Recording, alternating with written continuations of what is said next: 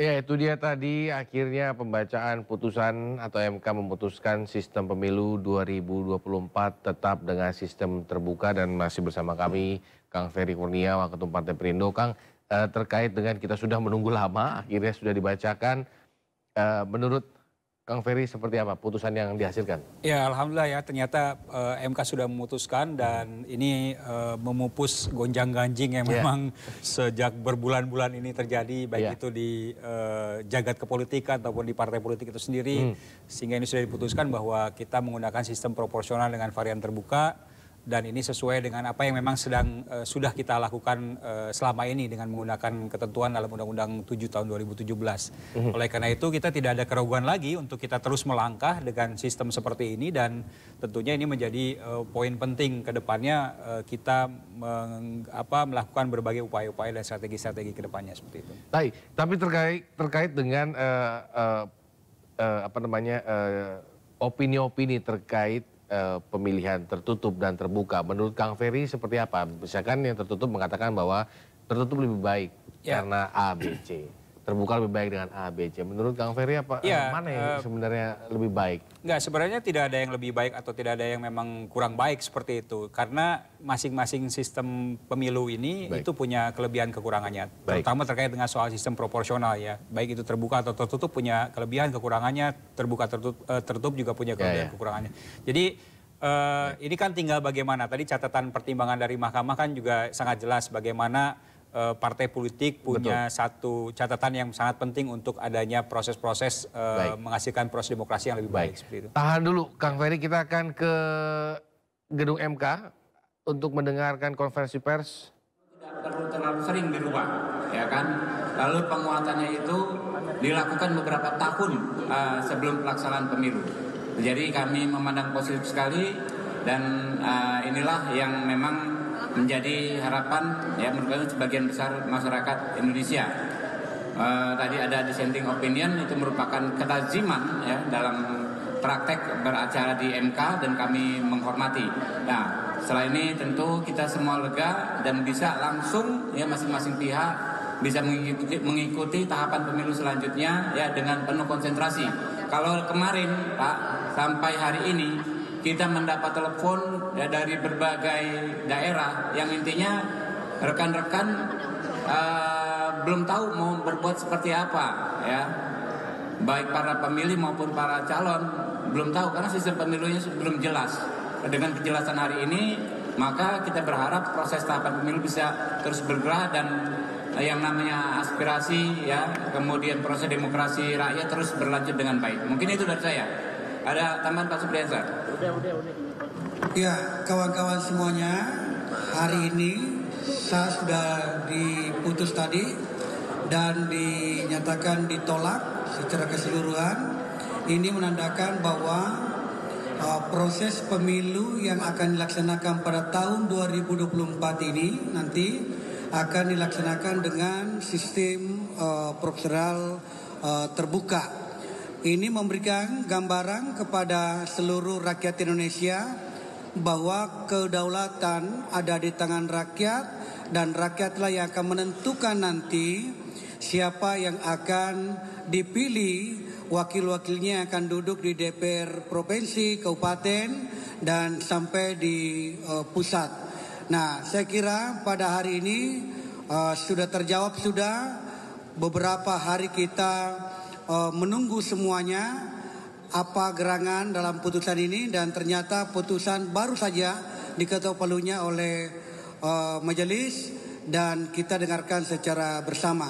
Ada hal menarik bahwa terlepas dari kekurangan masing-masing sistem tertutup dan sistem terbuka yang telah disampaikan majelis tadi ini, maka ini adalah kesempatan terbaik. Kalau misalnya sistem proporsional terbuka kita laksanakan dan masih ada praktek-praktek money politics yang ada di tengah-tengah masyarakat, maka ini adalah peran di mana misalnya Bawaslu boleh bekerja sampai ke bawah.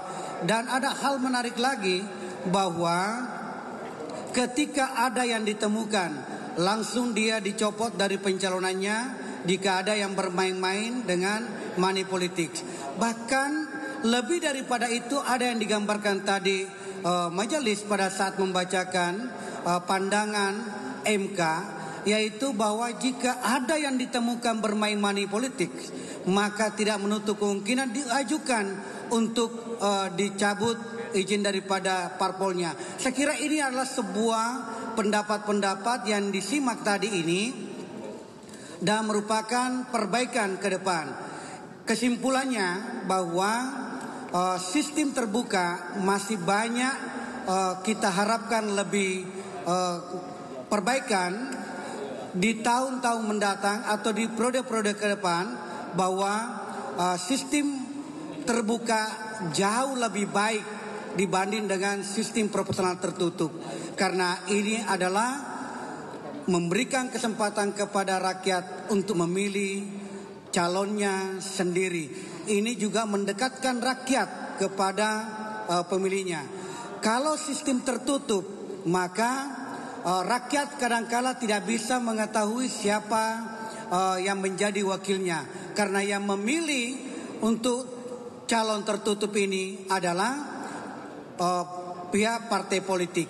Nah, olehnya itu partai politik juga tidak ada yang bisa menjamin bahwa untuk mengurus nama-nama calon pertama, kedua dan seterusnya, apakah itu tidak dilaksanakan dengan pendekatan money politik.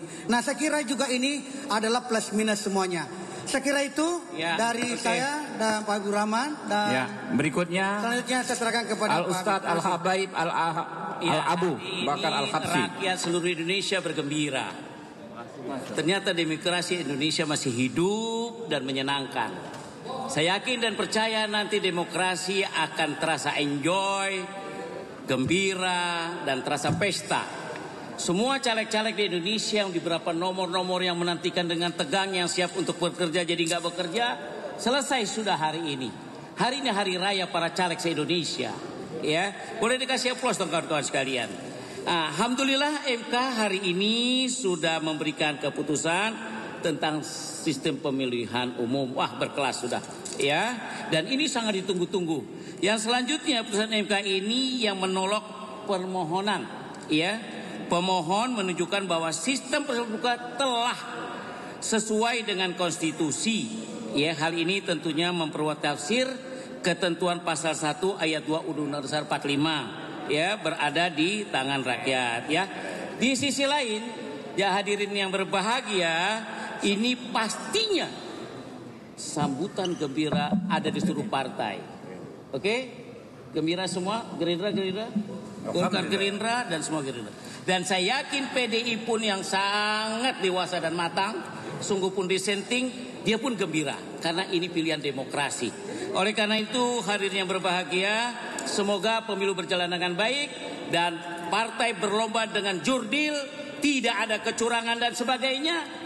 Menang diharapkan yang terbaik untuk Indonesia. Terima kasih. Berikutnya Pak Arteria, mungkin sebetulnya saya sedikit ya komentar ya, Pak Arteria ini pemenang sejati dalam kesayangan permasalahan ini. Kenapa? Beliau militan sekali, loyal sekali, mendukung proporsional tertutup, tetapi usulan-usulan beliau soal perbaikan sistem proporsional terbuka diakomodir oleh Majelis Hakim Mahkamah Konstitusi. Kita kasih aplaus ke Pak Arteria Dahlan. Yuk, silakan. Ya, Assalamualaikum warahmatullahi wabarakatuh. Salam sejahtera bagi kita semua. Ya, pada hari ini kita sudah mendapatkan kepastian hukum. Hadir putusan Mahkamah Konstitusi yang begitu luar biasa, begitu fenomenal. Harus kita akui ulasannya begitu komprehensif, menjadi bagian daripada pengayaan dalam konteks kehidupan hukum, khususnya hukum ketatanegaraan dan demokrasi. Pada prinsipnya kami menghormati putusan Mahkamah Konstitusi ini. Kami pastikan ini merupakan bagian daripada peradaban hukum dan pengayaan serta penguatan demokrasi. Partai Demokrasi Indonesia Perjuangan, partai yang matang, partai yang dewasa. Kami tanpa putusan MK jauh-jauh hari sudah siap dengan segala macam sistem pemilu. Insya Allah dengan didukung oleh kekuatan rakyat, Bapak Ibu semua, kita semakin hari semakin dikuatkan. Yang kami sampaikan kemarin, tadi dikatakan itu bukan pandangan DPR. Yang kami sampaikan kemarin itu adalah pandangan DPR yang tentunya berbeda dari 8 fraksi yang lain. Kami pastikan itu untuk penguatan demokrasi, untuk perbaikan kualitas demokrasi, dan semoga yang kami sampaikan ini menjadi bukti konsistensi PDI Perjuangan akan kekuatan historical. Tadi dikatakan bahwa yang namanya bicara demokrasi tidak bisa dilepaskan dari perspektif historis. Bagaimana nuansa kebatinan sidang-sidang BPU PKI kala itu. Kami juga ingin memastikan apa yang kami sampaikan tadi sudah menyelimuti yang namanya unsur ideologis, ya, filosofis, sosiologis, dan yuridis. Demokrasi kita, Bapak Ibu, bukan hanya demokrasi yang kita contek dari model barat saja. Demokrasi yang bersendikan kesejahteraan, yang diselimuti oleh paham gotong royong. Tidak cukup demokrasi kita ini seperti yang Bapak Ibu lihat di parlemen. One man, one vote, one value. Tapi kesetaraan di lapangan-lapangan yang lain. Itu yang lebih penting, yang lebih esensi. Kami juga ingin sampaikan, ya, semoga ini menjadi kemenangan kita semua. Kami juga ingin diingatkan, ya, Bung Hatta mengatakan kedaulatan ciptaan rakyat Indonesia itu harus bersendikan, ya, bersendikan dari rakyat Indonesia sendiri, yang berdasarkan pada pergaulan hidup sendiri, yang merupakan jati diri kita sendiri. Ya, itu dia tadi keterangan dari pihak-pihak terkait, baik yang mendukung ataupun menolak sistem pemilu tertutup. Dan kita kembali lagi ke Kang Ferry. Kang Ferry, ya, masih tadi terkait dengan terbuka dan tertutup, masih menggantung jawaban Kang Ferry. Mana yang lebih bagus? Ya, tadi dua-duanya punya kelemahan atau kelebihannya. Jadi tadi juga sudah dikupaskan oleh Mahkamah dalam berbagai pertimbangannya. Bagaimana yang terbuka seperti apa, yang tertutup seperti apa, dan tentunya Mahkamah melihat bahwa sebenarnya dalam konteks aktivitas pemilu itu ada banyak varian yang memang berkelindan dalam aktivitas untuk menjadikan proses demokrasi itu yang lebih berintegritas. Salah satunya adalah di kami misalnya penguatan partai politik dalam mekanisme-mekanisme perosehan pencalonan, dan juga tentunya masyarakat yang juga jangan sampai terlena bobo dengan urusan-urusan money politik ataupun hal-hal lain yang memang mencederai proses pemilu yang memang ada. Jadi ini yang memang menjadi poin yang sangat penting. Dan dalam konteks ini secara demokratis kan kita melihat bahwa sistem proporsional dengan terbuka ini masih dianggap sebagai bagian proses demokrasi yang memang baik gitu. Dan ini menunjukkan bahwa ruang-ruang yang memang ada di dalam aktivitas sebagai bagian dari kelemahannya itu harus betul-betul jangan sampai terjadi untuk tutupi dengan berbagai aktivitas-aktivitas yang baik, misalnya seperti pendidikan politik, terus upaya-upaya transparansi, keterbukaan yang baik, terus misalnya aktivitas proses pemilu yang memang lebih berintegritas. Karena memang ketakutannya kan lebih ke banyaknya money politik yang terjadi baik di sistem tertutup maupun sistem terbuka. Tapi memang akhirnya hakim memutuskan lebih baik terbuka seperti itu, dan konsekuensi jika misalnya ada yang bermain dengan hal itu belakangan, tapi tetap ada konsekuensinya seperti itu. Nah, Perindo dengan sistem terbuka akhirnya apa langkah selanjutnya yang akan dilakukan? Ya, tentunya kami dari awal kita sudah mempersiapkan mekanismenya dengan sistem terbuka seperti itu. Dari mulai pencalegan, proses mekanisme-mekanisme yang nanti kita plot di dapilnya masing-masing, itu kita dengan terbuka. Bahkan kebijakan terakhir ketika ada gonjang-ganjing tertutup terbuka ini, kita tetap dengan kebijakan untuk terbuka seperti itu. Jadi dengan adanya seperti ini ya kita sudah akhirilah yang namanya gonjang-ganjing dan juga hal-hal yang memang muncul perdebatan-perdebatan di lapangan. Kita sudah fokus, kita harus sudah menatap untuk proses elektoral 8-7 bulan ke depan seperti itu. dan kita ingin terus melakukan upaya-upaya yang terbaik buat proses demokrasi ini seperti itu. Oke, terkait dengan dissenting opinion tadi yang memang ada gitu ya, apakah memang terbatas tadi memang di dissenting opinionnya 2029, apakah memang itu bisa saja terjadi nanti ke depannya? Meskipun kita tahu kan konstitusinya kan living constitution yang berubah tergantung dengan dinamika bangsa ini. Tapi menurut Kang Ferry sendiri, apakah memang terbuka terbatas bisa menjadi opsi selain terbuka seluruhnya atau bagaimana sebenarnya? Ya, sistem pemilu ini kan dinamis ya. Itu tergantung pembuat undang-undang seperti apa mau mendesainnya nantinya seperti itu. Tapi tadi Mahkamah sudah melihat bahwa terbuka ini tetap menjadi pilihan yang terbaik seperti itu. Itu yang memang dilakukan. Nah, dengan adanya dissenting opinion ini kan menjadi catatan sebenarnya bagi partai politik terkait dengan aktivitas-aktivitas yang memang dilakukan di dalam mekanisme yang ada dalam proses pemilu itu sendiri. Jadi bisa saja terjadi seperti itu yang memang dilakukan di dalam aktivitas yang ada, tapi itu kan mungkin nanti ini kita melihat bagaimana geliat dari proses selama 5 tahun ke depan dan aktivitas-aktivitas yang akan dilakukan untuk 2029 ke depannya seperti itu. Oke, Perindo sendiri sebenarnya sempat khawatir nggak sih dengan adanya permintaan pemilu tertutup sebenarnya?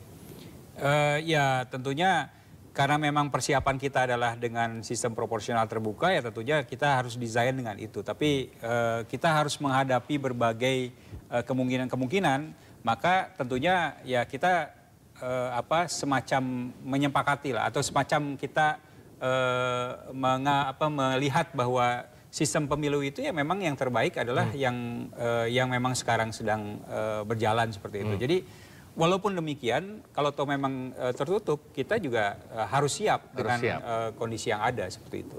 Oke, baik, kita akan putar ulang putusan MK terkait sistem pemilu pada yang sebelumnya sudah diketok oleh MK. Partai-partai politik baru berdiri. Gesekan sosial dan persoalan kenegaraan pun bertambah.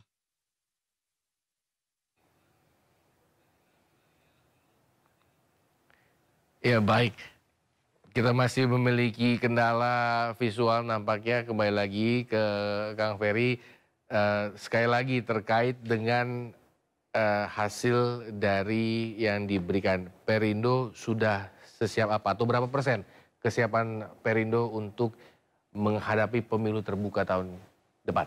Ya, kalau kita dikatakan siap ya kita sudah harus siap. Kita sudah sangat siap untuk menghadapi proses pemilu 2024 ini. Apalagi sudah ada putusan yang memang berkekuatan hukum dan ini final and binding seperti itu, ya kita harus terus menatap ke depan dengan aktivitas-aktivitas yang memang kita sudah desain seperti itu.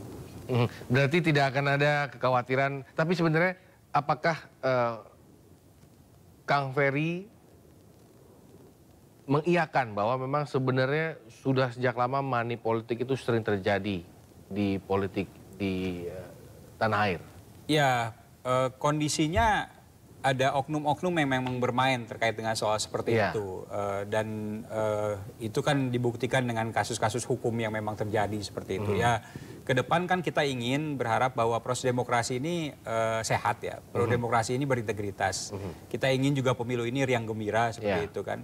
Dan ini ingin diterima oleh masyarakat. Oleh karena itu ya kita berharap nanti ke depan tidak ada lagi. Insya Allah masyarakat kita sudah sangat cerdas, sudah sangat hebat dalam berpolitik sehingga punya penerimaan terkait dengan partai mana yang memang lebih bisa memberikan satu kepastian. Betul. Calon anggota legislatif mana yang memang betul-betul bisa turun dan menyapa masyarakat yang baik. Nah, ini yang saya pikir penting untuk kita sampaikan juga kepada publik secara luas. Baik, kita kembali putar ulang putusan MK terkait sistem pemilu 2024. Provisi menolak permohonan provisi para pemohon.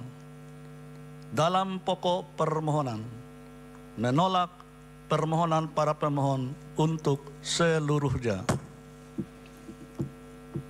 Pendapat berbeda, dissenting opinion, bahwa terhadap putusan Mahkamah Konstitusi aku Hakim Konstitusi Arief Hidayat menyampaikan pendapat berbeda, dissenting opinion, dengan pertimbangan hukum sebagai berikut. Silakan Yang Mulia. Terima kasih Yang Mulia Bapak Ketua. Pendapat berbeda, dissenting opinion, bahwa terhadap putusan Mahkamah Konstitusi aku, Hakim Konstitusi Arief Hidayat menyampaikan pendapat berbeda atau dissenting opinion dengan pertimbangan hukum sebagai berikut.